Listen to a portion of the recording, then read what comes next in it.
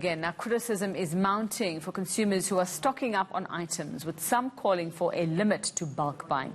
Consumer writer Wendy Knowler joining us via Skype to talk more about this. She's got her eye on the story. Wendy, good evening and thanks so much for your time. So what are you seeing at the moment with regard to stockpiling? And I believe already there's been some limiting that's happening at retailers. Tell us what you know. Yeah, so I think a lot of us, even if we haven't been in store, have been in store, and I've seen, at my local Checkers, they were unpacking loads of bumper packs of toilet paper and saying, there's been a huge search for it. Couldn't find any hand sanitizer, couldn't find any Dettol and that sort of product. So that's very evident. But apparently the stores have said it was already starting at the weekend, but from this morning after the president's announcement, it's just taken on a whole new level. As I predicted, online grocery sales have really spiked. So Checkers told me that they saw a really big spike this morning. They've got a very limited rollout. Their 60/60 is still in its test phase, so they're looking to expand that. They're going to have to start limiting the amount of stock that people are buying, because when you buy online, you don't even have to worry about carrying it to your car or fitting it in your trolley. You just order. But in stores, I think the stores have been quite slow to do it. Many of the pictures of Woolworths, for example, they've empty shelves everywhere. Those have been going viral. I think they should have started, all the stores, doing it by now. But Pick n Pay has started doing it on some items, and Massmart and Macro and Game, the Massmart stores, have also started doing it, because while a lot of shoppers are being responsible about it, many just are panicked, and they're just, panic buying in huge volumes. So, Wendy, what are we seeing people buying? Yes, the sanitizers, all the hygiene products we've seen, and that's what we've seen. But in terms of what else people are doing for this sort of doomsday mentality, what else are they buying? Okay, so the next category from that would be your household products. So in some places, people battling to find even dishwashing liquid, anything that involves cleaning, sanitizing, killing germs, that's flying.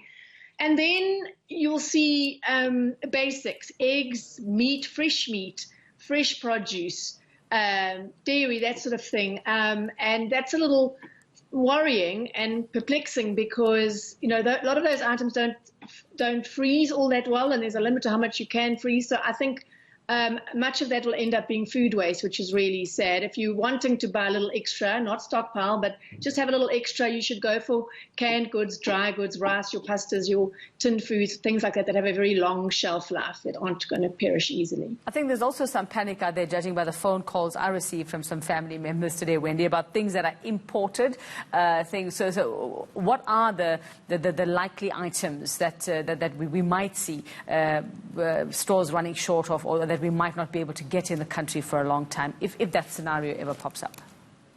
I've been battling to engage with the retailers actually today. You can imagine everyone's dealing with their own crisis, and now they've got the media all banging on their doors, trying to and knocking on the inboxes, trying to say, me, pick me, answer me. I think that will still become evident. For now, there are stocks, but a lot of the stuff I think a lot of the sanitizer and that kind of stuff was imported. Well, that's not going to happen. It's been made locally now. I spoke to the head of the food science department at Stellenbosch University earlier, and he said they were in the lab. They've got all the ingredients to make their own sanitizers, so they're busy making their own this afternoon for their staff. Of course, the universities, like many others, is shutting down, so there are not going to be many students around, but the staff will still be staying there. So yeah, anybody's in a position to make their own and get their hands on their ingredients should really be doing that now. So Wendy, are we likely to see some retailers take advantage of the situation, upping prices at this time? And I already see reports of the Competition Commission being on alert for this as well. Warning about it. I think they will be very, very ill-advised to do that. They will be very definitely on the wrong side of public sentiment if they do that. Consumers are tracking the prices and will not take kindly to any,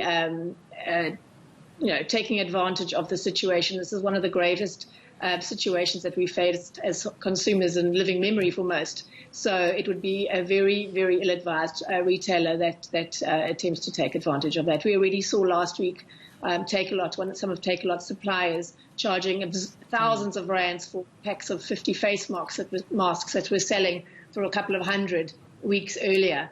And Take-A-Lot said they would be taking that up with their suppliers. So, no tolerance from consumers for that kind of exploitation of the situation. So you mentioned a little earlier, Wendy, that a lot of the stuff like sanitizers and things are now being manufactured locally. Are we likely also to have a lot of chances out there? You know that we're always going to get those. Already we have those guys going door to door. There's warnings about it saying they're doing door-to-door testing. There's no such thing. Are we likely to have chances who are going to try and pass off just normal products and saying this is sanitizer, stuff that really doesn't actually work, making you buy them? Absolutely. And so I predict not only the door-to-door, but a bigger problem would be online sales. So you're going to see whenever something in short supply, you will see, if you Google the product, you put it into your search engine, you will see suppliers popping up everywhere, taking advantage of the desperate need. So really be very, very careful of your supplier. If it's not one you've ever heard of and it's on, you're finding it online and you want to order in bulk, rather not. And this is the time for us to trust those retailers online or in store that have proven to be trustworthy. I anticipate a huge number of opportunists and scam artists on the web now peddling stuff that's in short supply. So Wendy, so those products are one thing, the food is the other thing, and the other sort of conversations that we're hearing that people are concerned about is what's happening with the limiting of travel. We've been advised to travel only if it's necessary, and of course lots of gatherings. I'm seeing lots of events being cancelled as well, and people having booked tickets to go and to be in different provinces, flights and accommodation. And I know this comes down to insurance and taking out insurance before when you actually book those tickets, but you never think for a trip from Durban to Joburg that you're going to need that. So what's the best advice for travellers at the moment?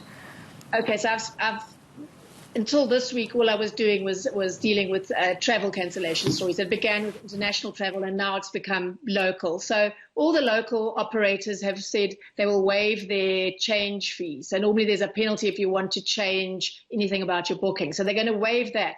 But unfortunately, if you book another flight, when you change your booking to another flight, that fare is likely to be more expensive. So it's not like you're going to get a new flight at exactly what you paid for the one that you now want to cancel. So this is going to hit consumers, but likewise, it's hitting the travel industry really, really hard. And then, of course, everything in cancellations is the word of the week. So everything from concerts to marathons to weddings to anything that involves a lot of people in one place. I heard Splash and Fen this afternoon. And then normally the Consumer Protection Act has certain guidelines for the amount of your payment that you should get back. You can't, the suppliers can't say we're not giving you anything back. But this is a very, very unusual, unprecedented situation. I'm engaging with the Ombudsman for Consumer Goods and Services around what would be fair. Under the circumstances, should consumers and suppliers take an equal hit? Should we take 50% of the loss? What is fair? Because if we say to every supplier, sorry, this is not my fault, you cancelled, I want all my money back, you can imagine the knock-on effect of that on all those businesses. So I'm eagerly awaiting some feedback from the Ombudsman as to how those cancellations should fairly be dealt with. Of course, many suppliers are saying let's rather postpone so they can hold on to the money and deliver it another time. But many consumers it won't suit them to attend whatever it was at a later date. So it's really, really complicated, Yuveka. The next few days, weeks are going to reveal a lot. But again, we're all in uncharted territory here, trying to find answers to our own dilemmas.